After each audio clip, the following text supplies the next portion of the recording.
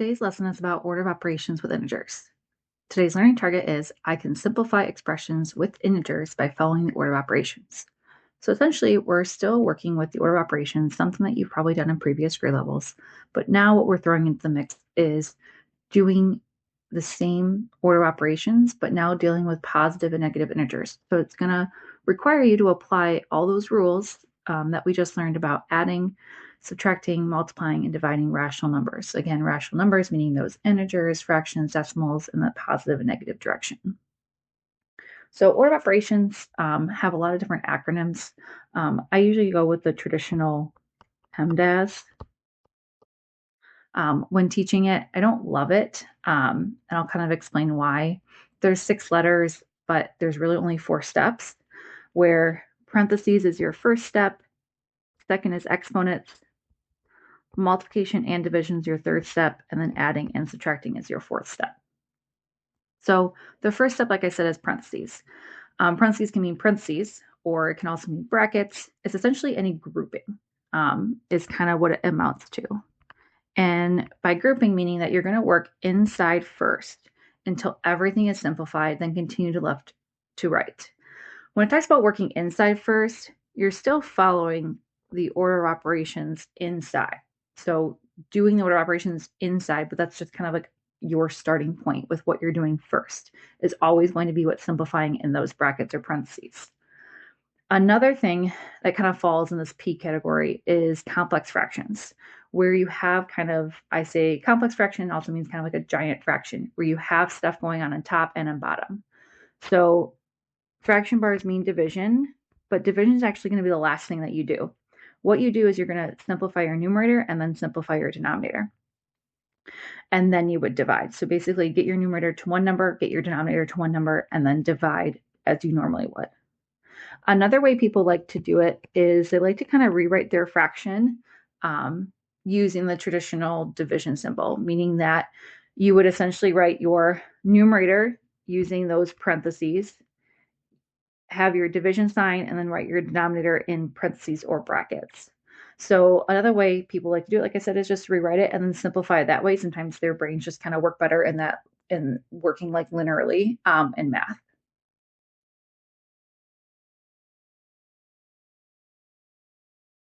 So your next step would be to do an exponent. So exponents, as a reminder, tell you how many times the base is being multiplied by itself. So just kind of some vocabulary, your base in this example would be -2. That is a number that's being multiplied by itself, and that exponent is 3, meaning that -2 is going to be multiplied by itself 1, 2, 3 times. So that -2 to the third power, how we say it, becomes -2 times -2 times -2. So -2 times -2 is +4, and then +4 times another -2 would give you -8. So -2 to the power of 3 is equivalent to -8. So that exponent would simplify to that single number of -8. Your next steps are, again, kind of 2 letters in one, or 2 operations at once. It's multiplication and division from left to right.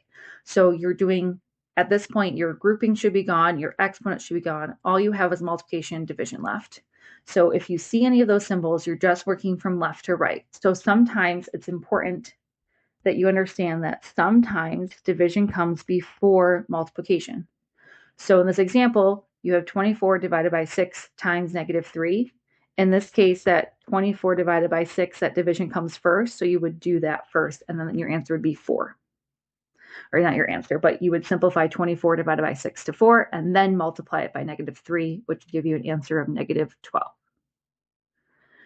And then that final step, again, is 2 operations in one, or 2 letters in one. It's addition and subtraction from left to right. So same idea as multiplication and division, is that sometimes that subtraction comes before division. So even though subtraction is the last letter in PEMDAS, it's not necessarily the last step. So we have -12 minus 4 plus 12. So we would do that -12 minus 4, which would be -16. And then you would add 12, which would give you -4. So important that we're understanding what the order operations are, kind of a review of how to handle maybe some new situations, maybe a review of how to handle exponents, but just an overall review of order of operations with some negative numbers thrown into the mix. So let's go ahead and look at some examples now. So we should be over on the we do section. So there are 5 practice problems here, and we're going to go ahead and kind of do them one step at a time. So for me, I'm always underlining or highlighting the step that I'm doing, and then I will kind of box my final answer. Notice that our learning target was about simplifying expressions. That means that we should never have an equal sign in any of these problems that we're working out. It is an expression, meaning there's no equal sign. We're just simplifying it to one number, meaning that every single line is kind of equivalent to the previous line. So negative 27 minus negative 3 plus 4, all of that as another way of saying one single number that we're trying to get to. So I notice here I have subtraction and I have addition. So I don't have to worry about groupings. I don't have exponents, and I don't have multiplication or division. So I'm just going to go from left to right. So I'm going to do negative 27 minus negative 3. I'm going to go ahead and turn that into negative 27 plus 3 just to help me with solving the problem. And then I'm going to go ahead and do this first. So negative 27 plus 3 is negative 24 plus 4, and that would give me negative 20 as my final answer. So I'm kind of underlining what I'm simplifying, meaning that what I underline should simplify to one number. So again, those two numbers simplify to one number, negative 27 plus 3 simplified to negative 24, and then negative 24 plus 4 simplified to negative 20. We look at our second example. We have 2 times negative 2 divided by 2. So I see I have multiplication, and then I have division. So again, I don't have brackets or parentheses. I don't have exponents. So I'm going to do multiplication division from left to right. So I'm going to do 2 times negative 2, which is negative 4. Negative 4 divided by 2 is negative 2.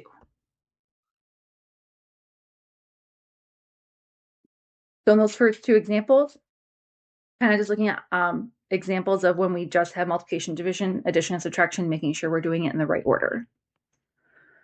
So then let's look at the third example. I see an exponent right off the bat. So I have an exponent, I have addition, and I have multiplication. So when I'm looking here, I do see parentheses, but it's important, just like in the previous problems, parentheses sometimes are helpful for grouping a number with its negative symbol. It doesn't necessarily mean that there's an actual operation going on inside. So when I see that negative 2 is just grouping negative 2, there's nothing going on in there. There's no addition, subtraction, multiplication, division inside there. So I'm going to take care of that negative 2 to the third power first. So that becomes negative 2 times negative 2 times negative 2. So negative 2 times negative 2 is positive 4. Positive 4 times negative 2 is negative 8. So I'm going to change that exponent right away to just negative 8, and then I'm going to rewrite the rest of the problem. So I'm changing one thing at a time. I'm simplifying one thing at a time. So now I have addition and multiplication left. So I'm going to multiply first, meaning I'm going to multiply 6 times negative 3 first. So that becomes negative 18. And then I'm going to rewrite the rest of the problem that did not change. And now you'll notice I have negative 8 plus negative 18. I have one operation left to do, and that would give me an answer of negative 26. So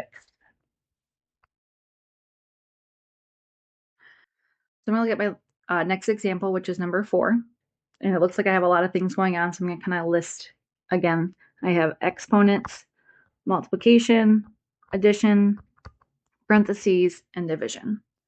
So first things first, I'm going to do my parentheses first. So 12 times 2 is 24. And then I'm going to write out the rest of the problem. So 12 times 2 became one number, 24. Next step would be exponents. So 5 squared means my base times itself 2 times. So 5 times 5 is 25. So that 5 squared would become 25. And again, I'm going to write out the rest of the problem. And then After exponents is multiplication and division from left to right. So I have 25 times -4, which is -100, plus 24 divided by 8. Now again, we're going to want to go left to right, but we have addition and division left. So we're going to actually have to divide first. So 24 divided by 8 is 3. And then I'm going to rewrite the rest of the problem and operations I didn't do yet. And I have -100 plus 3, which would give me -97 as my final answer. So each of these lines are equivalent to the next. So all of these lines of math expressions equal -97. And so it's important to understand that every time you're making a change, you're not changing the problem, you're just simplifying it one step at a time. Number 5 is our complex fractions, where I'm going to actually do both ways. So the first way is just kind of simplifying your numerator and simplifying your denominator before you divide. So I have -3 minus 15.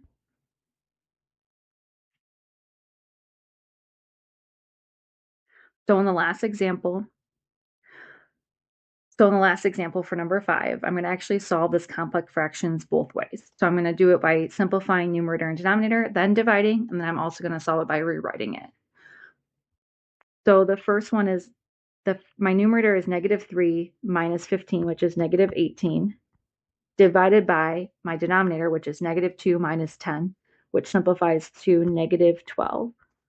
Remember, fraction bars mean division, so I have -18 divided by -12. I notice that this is going to be not a whole number, and so I'm going to go ahead and start simplifying that fraction. I know 6 goes into both numerator and denominator, so -18 divided by 6 is -3. -12 divided by 6 is -2. This is equivalent to +3/2, because a negative divided by a negative is a positive. And this can also simplify to the decimal 1.5. So 3/2 or 1.5 or even 1 1/2, depending on how your teacher wants the answers. These are all equivalent fractions for this answer of what this complex fraction simplifies to. The other way is you can actually rewrite where you put the numerator in parentheses, so you group the numerator together, and then you show the fraction bar by using this division symbol, and then you're going to group the denominator together, and then you would go ahead and solve. So again, parentheses first, so -3 minus 15 gets you -18, divided by -2 minus 10, which is -12. So you still get that -18 divided by -12. So you could go ahead and divide this, putting 18 on the inside, 12 on the outside. Technically, there'd be a decimal there. 12 goes in 18 one times. 1 times 12 is 12. 18 minus 12 is 6. Bring a 0 down. 12 goes into 65 times. 5 times 12 is 60. So you could see that this answer would be +1.5, or again, it can be that 3/2 or that 1 1/2. Again, depending on how your teacher prefers their answers. Those are all equivalent ways to say that -3 minus 15 divided by -2 minus 10. So now it's your turn to try the you-do problems. There's 5 more that are similar to the 5 examples that we just did together. Do not forget the order of operations. Be careful with your integer signs when you're doing these problems. And again, take it one step at a time to show that equivalency and to show that you're following the order of operations correctly. Again, no equal signs because we're just simplifying expressions here. Thanks for watching and good luck.